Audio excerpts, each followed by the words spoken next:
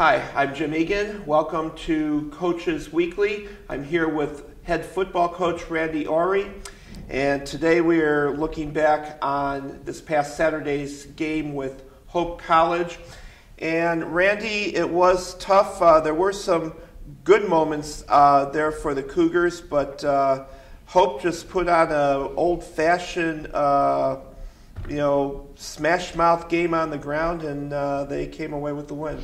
Well, what happened Saturday was, we had a chance, and I think when you look at the game and you break it down, we were in the game. We had a chance. Obviously, at the beginning of the game, we even took a lead, and then we were in the game, and we got down in the third quarter. We were down on the goal line, had a chance to score when the score was 29-20. Had we punched that one in, I think, it might have been a little bit different. And then later in the game, we got down there again, and we didn't get anything. So there were two times we were right close to the end zone. One was on the 1 yard line. I think the other one was on about the 3. So we're sitting there with an opportunity to score. We didn't score. And so, at the end of the game, that last score, that doesn't really count because that's just a cleanup at the end of the game kind of scores. But I guess when I look at the game and I look at the overall picture, the effort was there.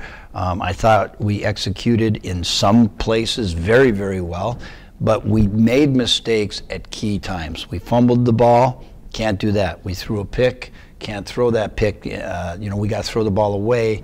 But it was an effort for our quarterback, was trying to make a play happen. It didn't work. It's a learning lesson. Shane, this is only his second game he's ever started for us, so it's not like this guy's come in here and run this system for a long time. He played last year only a half of a game, and so he missed all of last year, so he's come in this year. That was his second game. He's going to be a great quarterback in this league, and he is a great quarterback in this league, and we got a good offensive lineman. But when you look at our offensive line, 2 of the 5 guys that are starting are true freshmen. So again, it's going to take some time for all this to gel. Defensively, we gave up the 3, 4, 5 yards, and that was really what hurt us, is they had those long drives. But in the long run, we're just going to have to outscore people, because that's the way football is today. You're not going to get into many of those 7-3 battles anymore. If you look at the scoreboard in Division III, very few teams are, very low-scoring games. They're all up in the 30s and 40s and 50s. So it's just one of the things that have developed with football that's going to be high-scoring. And I think once we get everything running on all cylinders, we'll be okay.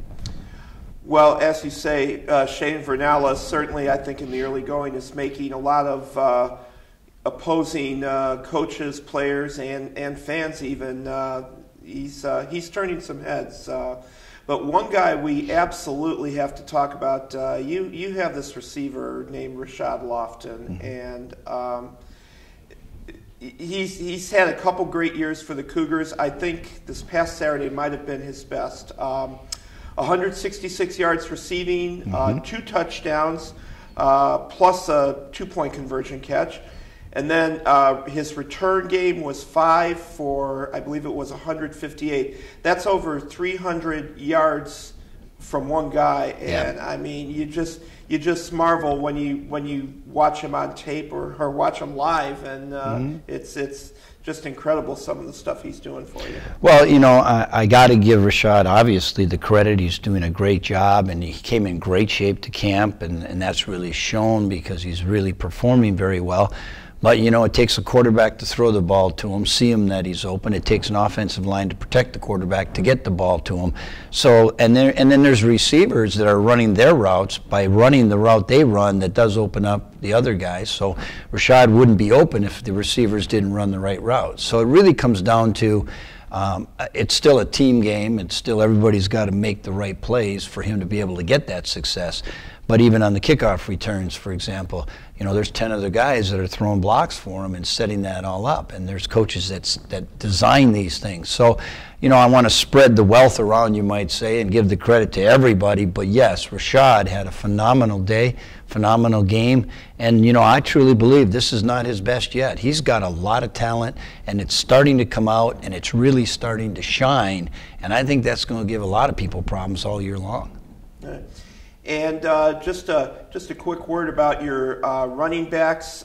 We talked about it a little bit before, but you have a couple of first-year guys in the backfield this year, and I think while certainly we put up a big part of the offense passing the other day, looks like your running backs are starting to get a little more comfortable in the scheme of things. I thought Lance Moise had a nice game on Saturday. Yeah, Lance has done very, very well. Again, he's a true freshman. A year ago he's playing high school football. So we got a lot of young talent, and they're very, very talented young men, and we just got to allow them to mature into the offense. And again, we've got, I think, 3 running backs. All 3 of them can go in at any time and do something for us. And part of the success with the run game always comes with, number 1, your offensive line. That line's not blocking, you're not going to have any success. And number 2, our passing game helps develop the running game, because what people are starting to do, they're afraid of Shane and our receivers. They're going to have to spread people out, and when they do, that opens better lanes for the run. And if we're successful running, they got to bring those guys back into the box, we call it. When they do that between tackle and tackle, then we got to throw the ball. So the combination is always going to be that chess game. What do you want to stop? And we do feel good about the fact that this year we've got both. We've got ability to throw the ball, the ability to run the ball. Now what that does is that really makes it hard on defense. You got to choose one. You can't stop both. And so they try to stop something defensively, then we want to take advantage of that. So you're going to see throughout the year teams pile in the box, stop our running game, we're going to throw it. Teams want to widen it out, stop our passing game, we're going to run it, and that is what you're looking for as a coach, and especially as an offensive coach. All right, now this past Saturday, you already talked about the couple opportunities in their red zone in the third quarter where we did not come away with points. There were a lot of penalty flags on Saturday on both sides, but as you get ready now for this week's game at Maranantha Baptist, this will be your first road game after a couple home games. What are some of the particular areas of focus? Well, I think number 1, you hit upon it. We've got to take care of the things that we can do. And what we can do is, number 1, we cannot, we've got to work all week long to create a situation where we're not creating those kind of penalties. Some penalties are over-aggressive penalties, which as a coach, I'm okay with some of those because they're really trying hard, and they made a physical mistake maybe by grabbing a guy as he was trying to get by you to the quarterback. Some of them are things like jumping offside. That doesn't cut it, so we've got to correct those things. So the dumb penalties, I would call it, those got to be stopped immediately. Over-aggressive penalties, what we need to do is we need to work on what is it going to take to put that guy in a better position to not hold or not do whatever it was, and that's what us as coaches are going to be doing all week long. I think the other thing we want to do is we've got to shore up some of our tackling on the defensive side of the ball. We missed a few tackles that we should have made. And offensively, I think there were some times we had some receivers open, but either A, we didn't see it, or B, because maybe there was too much of a rush is part of the reason. And then we've got to look at how our protection broke down. So it's a combination, but I really think that when you get to the red zone, and that's my keys for the game, when you're in that red zone, you've got to punch it in. We did not. That was the difference in the ball game as I look at it. All right. Randy, I'd like to thank you for your time today and wish you and the team all the best. Cougars at Maranantha this Saturday.